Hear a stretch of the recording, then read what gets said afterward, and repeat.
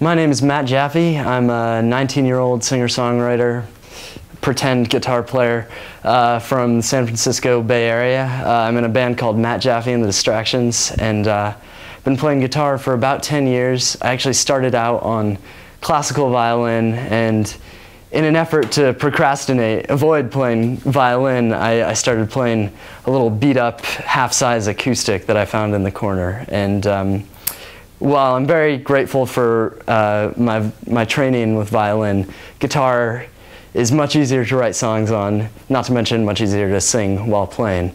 And yeah, I started playing that when I was around 10, and then a few years after that started playing electric guitar to start playing in the first bands I was in. A lot of my influences are from the sort of late 70s, early 80s new wave punk scene. The Clash, Elvis Costello, Talking Heads, X. I try to plug X every chance I get because more people should know their music. I would say what turns me on for all those groups is a lot of them are really right at an incredible nexus between spontaneity and forethought.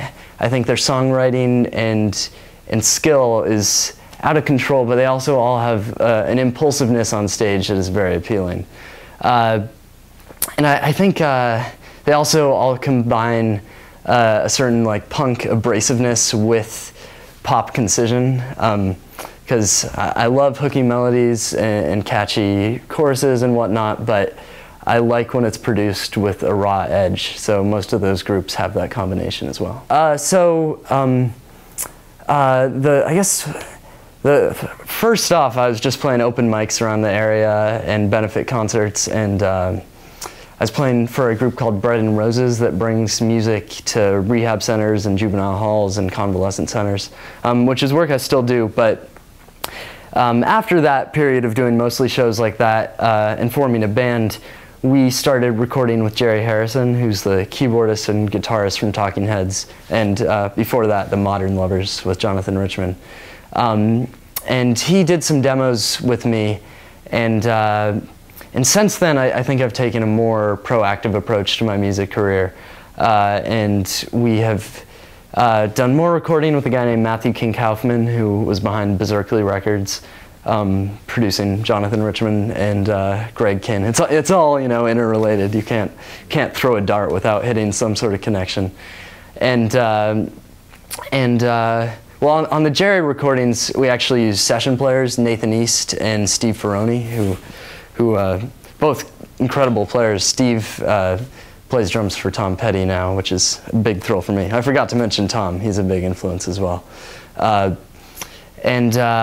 since then, I've formed my own group because as much as I loved those guys, I wanted people my own age to rock out on stage with. And we recorded a record this past summer with Matthew King Kaufman, and are hoping to release it in the near future, as well as tour in support of it. Because until now, we've only played really in the Bay, Los Angeles, New York, and then a sporadic occasional gig here and there. So yeah, I mean, I guess our ambitions are to be able to make a living off of doing our own original music, recording it and performing it. I'd love for us to have some modicum of fame and popularity, but really, for me, it's mostly about getting to write songs that I feel are an accurate reflection of what I want to do with music, and having a certain integrity in my songwriting is sort of my main goal. Well, I was playing a Jazzmaster for a long time, one that I'd bought. It was a Sunburst, but I refinished it to look like, am I allowed to bring out records to show things? Like, it might be right here, let me see. No, it's probably in the other stack. Well, it's supposed to look like Elvis Costello's Jazzmaster, which was sort of a brown walnut finish that I think Fender did a limited run of a signature model, but that was out. And also I think signature models are a bit questionable because, it's cool and like I mean, I'm a huge Elvis Costello fan. It'd be great to have a guitar just like his. But at the same time, I don't really want someone else's signature on my headstock. I want it to be my guitar, my music, not branded with someone else's name. But anyway, I was playing that because for a while we were a three-piece and I was playing mostly leads and rhythm. But in the past 6 months, we've added a fourth member, or lead guitar player, so I've been relegated, happily relegated to, you know, just chugging away on chords, which I thought would make sense. It would make sense for me to transfer over to a telly. And I knew I wanted a black telly with a black pickguard, and I started scouring Craigslist every day, and this guy popped up on the market, and I jumped.